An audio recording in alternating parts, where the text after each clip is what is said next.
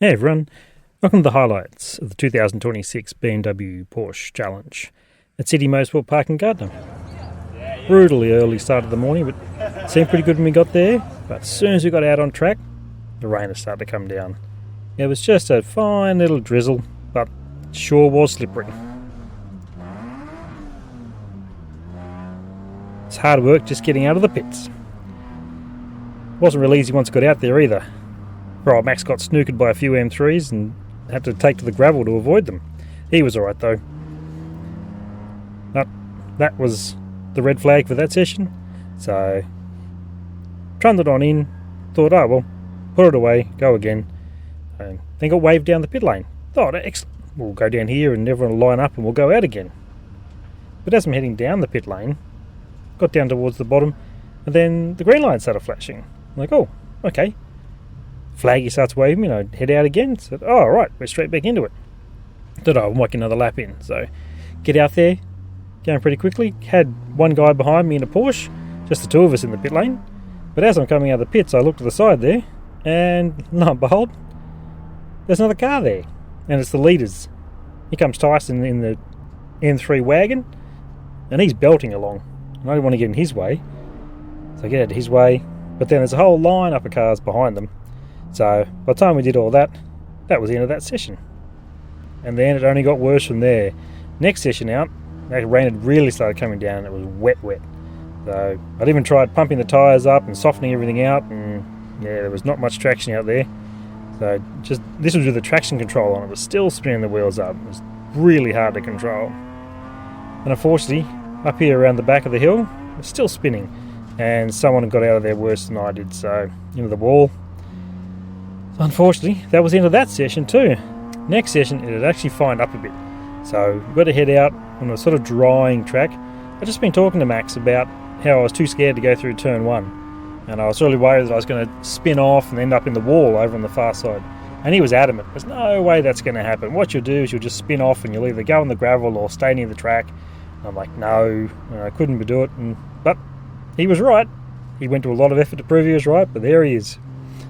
Maybe I should have just learned from that and sucked it up. Later on, scared himself to death. A little bit of debris came up, nearly got me. But then, secondary scared to death, thought I was going to plough into the side of someone. I was pretty happy to get away from this and put it away. The sun was out though, so it started to fine up. And some of those fast cars out there, they really started drying the track. So by the time we got out there next time, it looked really good. The track was dry, there was still some wet patches. And I thought, this is going to be cracking. And not quite as much grip as I thought there was going to be. Just washed wide and bash across the curb. Now well, plucked another gear and away we went again. It kept drying out though. It was really good out there as it started to dry, and we were going well. To the point where we were catching some people. And just my usual rant that I have, catching up with cars with big powerful engines. And my poor old E46 still struggles. This guy did everything right though. It was lovely. Got out of the way, I got a great exit. I was like, yes, we are done. We are hosing this guy. And then all of a sudden, boop, there he is. Luckily, he let off the accelerator and let me go past. It looked even better from the outside, where the young fellow was filming me. It looked like I was going right past him, but I know he was out of the front and just letting me go past. Next lap around though, this was the fastest lap of the day. It wasn't my fastest lap ever, but it was the best one I could do on that day. Still way down in turn 1. That lack of confidence from the wet weather, I think, might have blown it a bit. I was about 10k slower down there. I was trying this new line, or old line, into 2. I'd watched an ARDC video and they're talking about doing this until you can master the double apex. I think I mastered this, but it was slower than my old double apex, so I think I'll go back to that next time. Rest of the time though, we were pretty good. It was really close to the previous time, back in April. Down here was even better. Even though it was wet, I still managed to get more speed through the corner and stay on it a bit harder to get into here. Car was going really well. I'd softened it all out, so compared to the last time where it was bouncing terribly, it's much smoother through here. So a lot more traction as it turned into the left here. The back wasn't spinning around so much. Didn't quite get as good exit out of there. Bit of water on the ripple strips. Didn't quite get the acceleration. And then I just chicken footed it into 14 and could have kept into it a bit harder, but right down here I was going really well. I actually got all the time back right there and I was equal to my previous best time.